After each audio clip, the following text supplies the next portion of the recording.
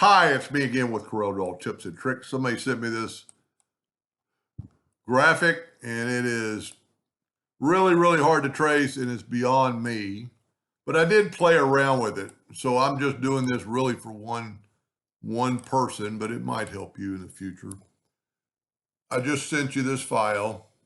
I kind of played around with it. What I want to do is once you get it, this thing is huge. Let's reduce it.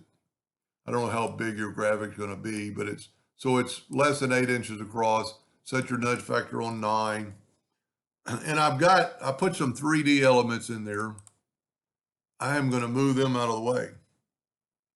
Everything else is regular engraving. So what I would do is I would engrave this on a test piece of wood,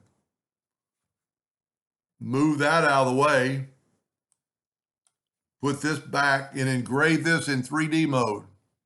And if you've never done that, it's up in your print dialog under standard, or I think it's called advanced. I don't have a laptop or a laser hooked up to this video or to this computer.